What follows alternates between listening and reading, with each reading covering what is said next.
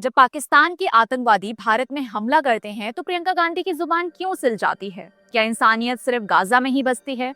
आखिर ऐसा क्यों होता है कि गाजा के लिए तो इतने सारे सोशल मीडिया पोस्ट होते हैं, लेकिन पहलगाम अटैक के लिए खामोशी छाई रहती है? एक नहीं, दो नहीं, काफी बार प्रियंका गांधी वाड्रा ने गाजा के लिए पोस्ट लिखे हैं। इसराइल को बार्बरिक कहा, वेस्ट को शेमलेस कहा, और तो और पार्लियामेंट में पैलेस्टीन वाला बैग भी ले आई। लेकिन जब पहलगाम में इंडियन सिविलियंस पर गोलियां चलती हैं तो ना ट्वीट होते हैं, ना आंसू, ना इंसानियत, और ना ही कंधे पे कोई बैग लटकता है। क्यों? क्या सिर्फ इसलिए क्योंकि मरने वाले हिंदू थे, या फिर इसलिए क्योंकि मारने वाले पाकिस्तानी थे? और यही नहीं, राहुल गांधी साहब भी ऑपरेशन सिंदूर के बाद इंडियन आर्मी से तो सवाल पूछ लेते हैं, लेकिन पाकिस्तान से नहीं। पता नहीं क्या मजबूरी है उनकी। आज इस वीडियो में हम बात करेंगे इनके दोहरे चेहरे की, इनकी सिलेक्टिव एम्पैथी की, और इस खतरनाक नरेटिव सेटिंग की। क्योंकि जब आपके पास आवाज हो तो आतंक पे खामोशी एक गुनाह होती है, और एक भारतीय होने के नाते इस खामोशी को हम और ज्यादा बर्दाश्त नहीं कर सकते, खासकर तब जब ये खामोशी उस नेता की हो जो पीएम बनने का दावा करता है। नमस्कार, मैं रानू सिंह और आप देख रहे हैं द पैम्फलेट। आपसे रिक्वेस्ट करती हूँ कि इस वीडियो को आप पूरा देखिए और फैसला खुद कीजिए,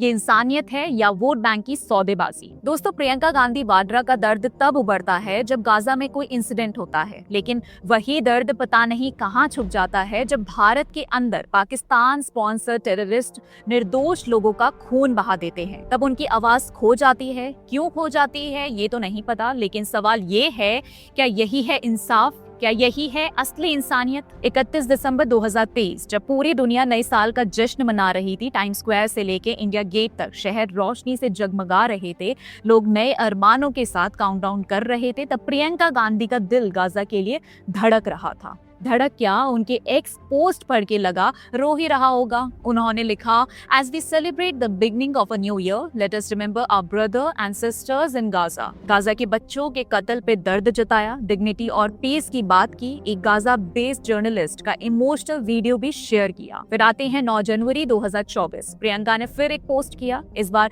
पैलेस्टीन के मशहूर जर्नलिस्ट विल दाऊद के बेटे की मौत पे शोक व्यक्त किया। लिखा कि इजराइल के स्ट्राइक्स जानबूझ कर किए गए और दाऊद जैसे जर्नलिस्ट ट्रुथ के असली हीरोज हैं। फिर आता है 26 जुलाई 2024, प्रियंका गांधी ने फिर एक कड़क पोस्ट लिखा। It is no longer enough to speak up, the Israeli government is barbaric and the western world should be ashamed for supporting them. उनके शब्दों में गुस्सा था, दर्द था और एक क्लियर स्टैंड था। इजराइल पे डायरेक्ट आरोप और वेस्ट के डबल स्टैंडर्ड पे सवाल। और फिर चलते हैं 16 दिसंबर 2024, पार्लियामेंट के अंदर एक विजुअल सबका ध्यान खींचता है।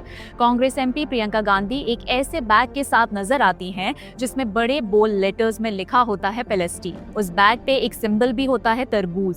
हाँ, वही तरबूज जो अब सिर्फ एक पहल नहीं, पैलेस्टीन की रेजिस्टेंस का सिंबल बन चुका है। पार्लियामेंट जैसे सीरियस स्पेस में ये एक पॉलिटिकल स्टेटमेंट था, लाउड एंड क्लियर। उन्होंने फिर गाजा के लिए आवाज उठाई। इजराइल के खिलाफ काफी बार लिख चुकी हैं वो। और अब तुम सोच रहे होगे कि मैं ये सब क्यों बोल रही हूँ, क्या दिक्कत है किसी इंडियन लीडर को और देश के लोगों के लिए इंसानियत दिखाने में? नहीं, दिक्कत इंसानियत दिखाने में नहीं है, दिक्कत है सिलेक्टिव इंसानियत दिखाने में। दिक्कत ये है कि जब गाजा में एक बच्चा मरता है तो प्रियंका गांधी का दिल रो पड़ता है, लेकिन जब पहलगाम में हिंदुओं को पहचान के कत्ल किया जाता है तो दिल से तो छोड़ो, उनकी जुबान से भी दर्द नहीं निकलता, खामोशी छा जाती है। जब बात अपने देश की होती है, जब पहलगाम के पहाड़ों में गोलियों की गूंज होती है, जब हिंदू टूरिस्ट घूमने निकले होते हैं और पाकिस्तान स्पॉन्सर टेररिस्ट उन्हें मार देते हैं, तब प्रियंका जी से ना ट्वीट होते हैं, ना प्रेस कॉन्फ्रेंस में आंसुओं की बरसात, और ना ही पार्लियामेंट में पहलगाम लिखा हुआ बैग उनके कंधे पे दिखाई देता है। क्योंकि शायद गाजा के लिए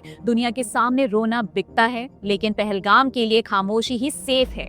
शायद इसलिए क्योंकि यहाँ मरने वाले हिंदू हैं, शायद इसीलिए क्योंकि यहाँ मारने वाले पाकिस्तानी हैं, जिसे कॉल आउट करने से वोट बैंक चिढ़ जाता है। क्या इंसानियत सिर्फ वही होती है जो कैमरा के आगे अच्छे फ्रेम में दिखे? ये सिलेक्टिव एम्पैथी नहीं, सिलेक्टिव पॉलिटिक्स है, और इससे बड़ा धोखा किसी देश के लोगों के इमोशंस के साथ नहीं हो सकता। ना एक सवाल, ना एक ट्वीट, ना कोई स्टैंड, सिर्फ गाजा की बात, इजराइल की बुराई, लेकिन अपने देश पर हुआ टेरर अटैक, उस पर टोटल साइलेंस। ये साइलेंस सिर्फ हिपोक्रेसी नहीं, ये अपने देश के दर्द को इग्नोर करने जैसा है। जब आपके पास आवाज हो तो ऐसे सवाल क्यों नहीं उठते? कौन है जो उनको चुप करवाता है? ये डबल स्टैंडर्ड्स कौन बर्दाश्त करेगा? चलो प्रियंका पे तो बात हो गई, अब जरा इनके भाई साहब का भी हिसाब ले लेते हैं, राहुल गांधी। ऑपरेशन अभी खत्म भी नहीं हुआ और राहुल गांधी जी पूछ रहे थे कितने एयरक्राफ्ट गए, पाकिस्तान को पहले क्यों बताया? और जब कुछ मिला नहीं तो external affair minister S Jaishankar पर भी निशाना, वो भी एक फेक वायरल ट्वीट के बेस पर, जिसे पीआईबी ने ऑफिशियली झूठा साबित किया। राहुल गांधी जी एक बार फिर से अगर पूछना ही था तो उससे पूछते जिन्होंने ऑपरेशन ऑथराइज किया, या उन हीरोज से जिन्होंने इसे एग्जीक्यूट किया। 10th और 11th मई को हमारी आर्म फोर्सेस ने डिटेल्ड प्रेस ब्रीफिंग दी थी,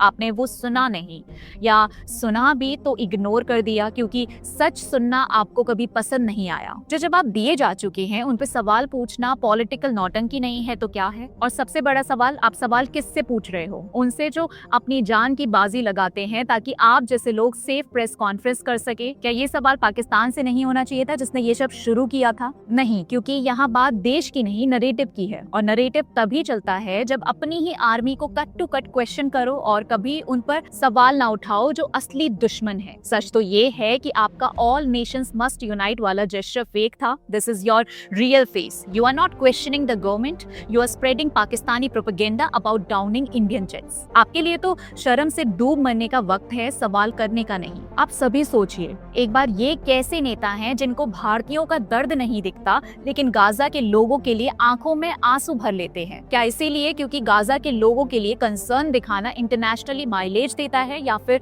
डोमेस्टिक पॉलिटिक्स में ज्यादा वोट? कमेंट करके जरूर बताइएगा कि इस वीडियो को देखने के बाद आपके क्या विचार हैं। हमारे चैनल को सब्सक्राइब जरूर करना और इस वीडियो को लाइक जरूर करना। इसी के साथ मिलते हैं अगले वीडियो में, तब तक के लिए जय हिंद।